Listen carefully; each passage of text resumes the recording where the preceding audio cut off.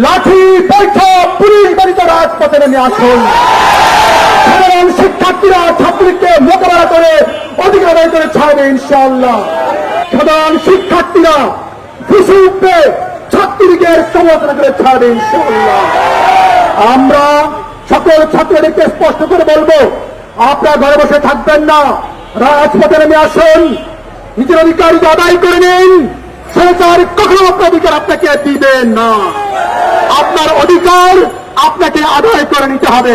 ছাত্রলীগের কবর রচনা করে সাধারণ শিক্ষার্থীরা ঘরে ফিরবে ইনশাআল্লাহ।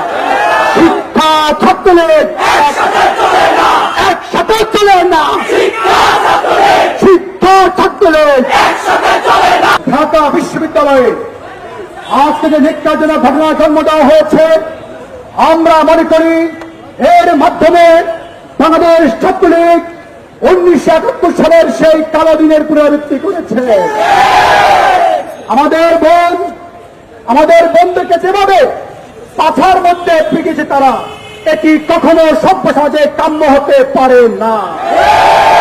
আমরা ছাত্রলীগ সভাপতি বক্তব্য শুনেছি, তিনি কি বলেছেন? তিনি বলেছেন 5 মিনিটের মধ্যে তারা ক্যাম্পাস থেকে সাধারণ শিক্ষার্থীদেরকে বিতাড়িত করেছে। প্রয়োজন হলে তারা গড় থেকে টেনে টেনে সাধারণ শিক্ষার্থীদেরকে নিয়ে তারা গড় থেকে বের করে নিয়ে পিটাবে। আমরা বক্তব্যের তীব্র নিন্দা এবং প্রতিবাদ জানাচ্ছি।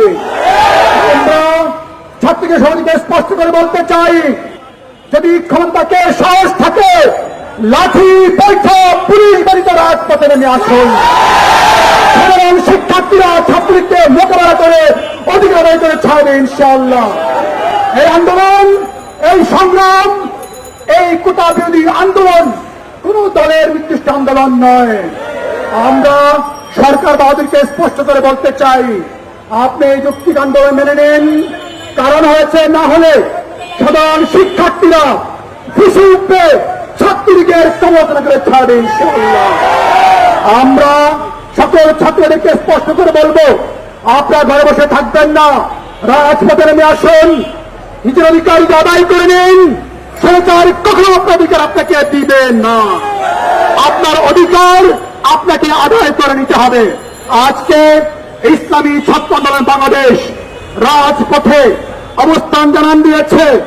আমরা বলবো, ছাত্র আন্দোলনের মতো করে বাংলাদেশের প্রত্যেকটি ছাত্র সংগঠন বাংলাদেশের সাধারণ শিক্ষার্থীদের পাশে থাকা দরকার। তাহলে এই আন্দোলন সফল হবে, সার্থক হবে ইনশাআল্লাহ। দেখাবে রাজপথে, কথা হবে স্লোগানে, ছাত্রলীগের কবর রচনা করে বাংলাদেশের সাধারণ শিক্ষার্থীরা ঘরে ফিরবে ইনশাআল্লাহ। শিক্ষা ছাত্রলীগ একসাথে চলে না, শিক্ষা ছাত্রলীগ একসাথে চলে না, চলছে লড়াই চলবে, ছাত্র আন্দোলন লড়বে, চলছে লড়াই চলবে ইনশাআল্লাহ। দেখাবে রাজপথে, কথা হবে স্লোগানে।